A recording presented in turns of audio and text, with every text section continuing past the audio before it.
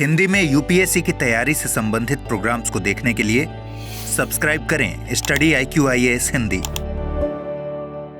अगर आपके घर के किसी हिस्से के ऊपर कोई व्यक्ति दावा ठोकने लगे तो क्या आप इसे बर्दाश्त करना चाहेंगे? बिल्कुल भी नहीं।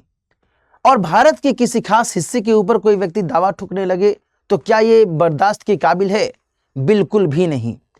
दरअसल अभी कुछ ही समय पहले बांग्लादेश में अंतरिम सरकार के साथ में काम करने वाले एक व्यक्ति महफूज आलम ने एक सोशल मीडिया पोस्ट के जरिए कुछ ऐसी ही बयानबाजी की थी जिसको लेकर के अभी हाल ही में भारत सरकार के द्वारा कठोर आपत्ति जताई गई है।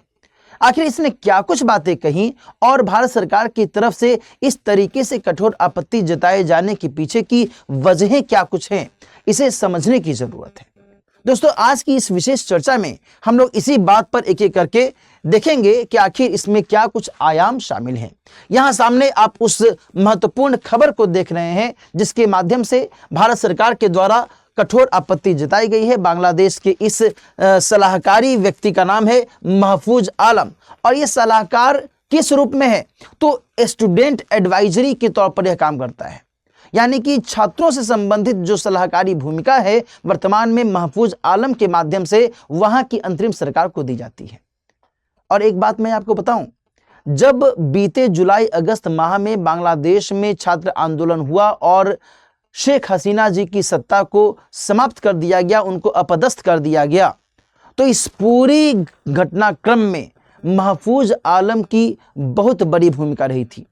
और ये मैं नहीं कह रहा हूं, ये खुद मोहम्मद यूनुस साहब कह रहे हैं जो कि वहां पर वर्तमान में अंतरिम सरकार के चीफ एडवाइजर हैं। उनके द्वारा ये बातें कही गई हैं और केवल ऐसी वैसी जगह पर नहीं बल्कि अमेरिका में ये बातें कही गई, सभी के सामने की गई। पूर्व राष्ट्रपति बिल क्लिंटन के सामने उन्होंने महफूज आलम के संदर्भ में ये बातें कही कि ये वो बंदा है, ये वो मास्टरमाइंड है जिसने ये सारी गतिविधियों को अंजाम दिलाने में अपनी बड़ी भूमिका निभाई है। अभी मैं वो तस्वीर भी मैं आपको दिखाऊंगा। तो ये जो महफूज आलम जिसकी बात यहां पर हम लोग कर रहे हैं, जिसने सोशल मीडिया पर पोस्ट डाला था, हालांकि बाद में उसने उस पोस्ट को डिलीट भी कर दिया।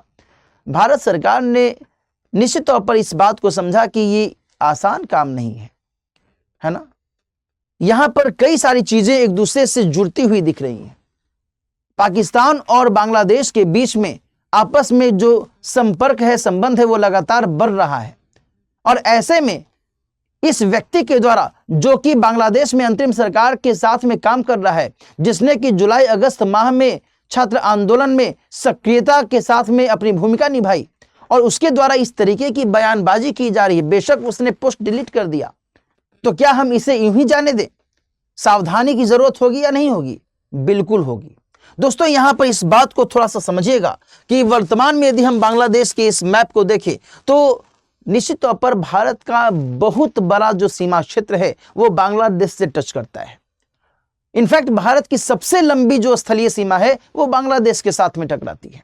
और सबसे अधिक महत्वपूर्ण ये है कि जो उत्तर पूर्वी इलाका है जिसमें कि त्रिपुरा, मेघालय, असम जैसे क्षेत्र हैं, पश्चिम बंगाल जैसे क्षेत्र हैं पूरब में, इन सभी के साथ में बांग्लादेश की जो सीमा है वो कहीं ना कहीं टकराती है।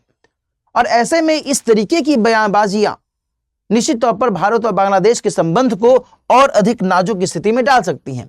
जिस ग्रेटर बांग्लादेश की बात वो करता है व्यक्ति, उसमें जानते हो कौन कौन से ऐसे राज्य हैं जिसको वो शामिल नहीं करना चाहता है? अजीब स्थिति है। पश्चिम बंगाल, बिहार, असम, झारखंड, ओडिशा, मणिपुर, नागालैंड, क्या चल रहा है भाई?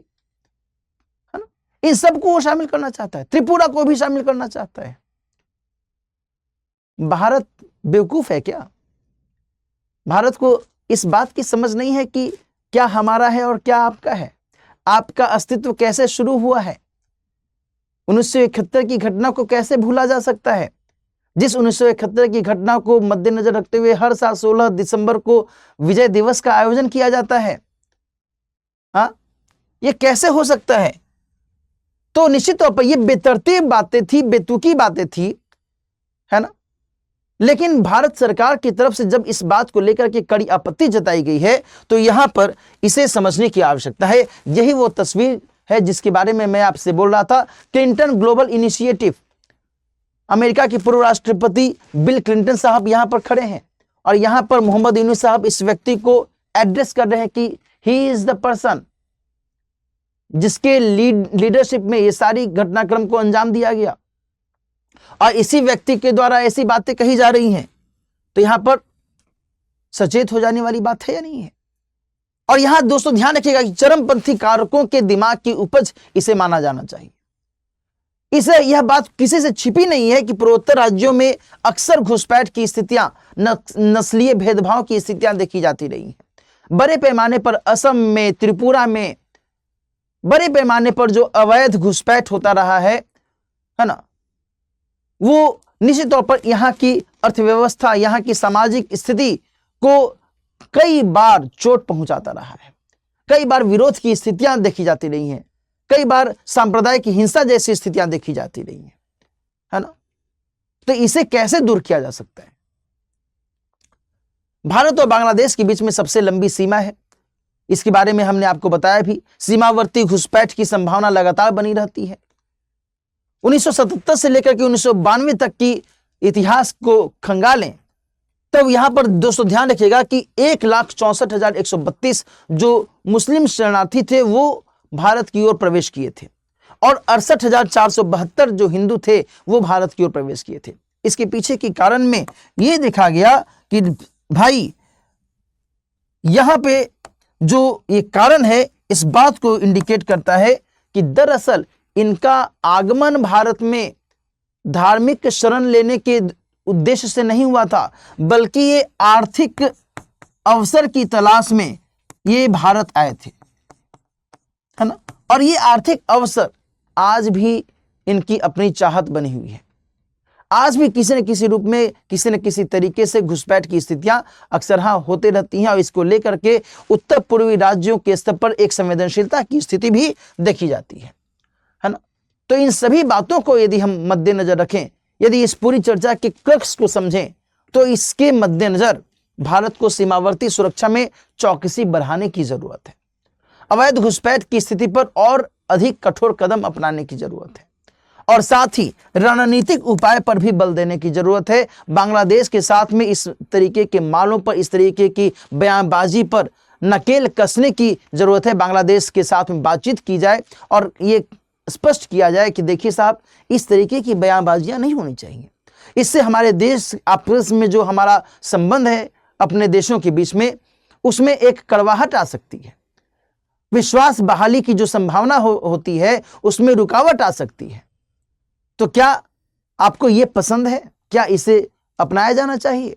क्या ऐसे किया जाना चाहिए? क्या इससे हम दोनों के बीच का जो संबंध है ये बेहतर होगा? बिल्कुल भी नहीं, है ना। तो ये सारी बातें दोस्तों यहां पर उभर करके सामने आती हैं। इन बिटवीन भारत सरकार के द्वारा स्पष्ट तौर पर इस मामले में कह दिया गया है कि देखिए साहब, इस तरीके की बयानबाजी हम बर्दाश्त नहीं करेंगे और बांग्लादेश की अंतरिम सरकार को भी हिदायत दी गई है कि अपने जो भी नेतागण हैं, जिस भी स्तर के नेतागण हैं, चाहे वो बहुत बेहतरीन, बहुत उच्च दर्जे के नेता हो या फिर सामान्य दर्जे के नेता हो, कोई भी हो, उनको ये समझने की जरूरत है कि आपके एक बयान से कितना अधिक तनाव पैदा होता है ना। और बेतुकी बयानबाजी से तो बचने की आवश्यकता सभी को होती है, ठीक है। तो इस चर्चा के जरिए हम लोगों ने वर्तमान में भारत बांग्लादेश के संबंध की स्थिति को जानने समझने की कोशिश की है। इससे वर्तमान की पहलुओं को आप अच्छे से समझ सकते हैं, ठीक है। इसके अलावा कुछ महत्वपूर्ण सूचनाएं मैं आपको दे देता हूं। P2I फाउंडेशन बैच की शुरुआत की जा रही है। सिविल सेवा परीक्षा के पॉइंट ऑफ व्यू से यदि आप जीएस की तैयारी करना चाहते हैं तो इस बैच में आप इनरोलमेंट ले सकते हैं। 27 दिसंबर से इसकी शुरुआत हो रही है। 2 अलग अलग स्तरों पर 2026 और 2027 को मद्देनजर रखते हुए बैचेस शुरू किए जा रहे हैं। 28,999 रुपये और 34,999 रुपये इनकी क्रमशः फी है। जो 2027 के लिए बैच है उसमें जो पीरियड है वो लंबा पीरियड है, बहुत ही विस्तार से आपको बताया जाएगा, बहुत बेसिक से आपकी तैयारी करवाई जाएगी और इसके जरिए आप अपने जीएस की तैयारी को और आसान और सहज कर सकते हैं। इसके अलावा एक और महत्वपूर्ण सूचना मैं आपको दे दूं कि यदि आप सिविल सेवा परीक्षा की तैयारी कर रहे हैं और आपको लगता है कि पुस्तकों के लेवल पर कंफ्यूजन की स्थिति है, कौन सी पुस्तक पढ़ी जाए, कहां पर हमें सब कुछ बेहतर तरीके से आसानी से सरल सहज भाषा में मिल सकता है, तो फिर ये सामान्य अध्ययन की जो 18 हिंदी पुस्तकें हैं ये आप परचेज कर सकते हैं। इसके जरिए आप अपनी तैयारी को और बेहतर से बेहतर कर सकते हैं। इसके लिए दोस्तों दिलीप लाइव कोड का इस्तेमाल कीजिए। मात्र 4,699 रुपए में राइट नाउ आप इस 18 पुस्तकों के सेट को परचेज कर सकते हैं। इसके अलावा यदि आप मुझसे जुड़ना चाहते हैं तो मेरे इस टेलीग्राम चैनल को सब्सक्राइब कर लीजिए, साथ ही मेरे इंस्टाग्राम चैनल को फॉलो कर सकते हैं। दिलीप सर स्टडी IQ मेरा इंस्टाग्राम चैनल है। और यदि किसी भी प्रकार की कोई क्वेरी होती है तो आप मुझसे इस मेल ID के जरिए भी जुड़ सकते हैं। मिलते हैं फिर किसी और टॉपिक के साथ। अपना ख्याल रखिए। All the best. हिंदी में UPSC की तैयारी से संबंधित प्रोग्राम्स को देखने के लिए सब्सक्राइब करें स्टडी IQ IAS हिंदी।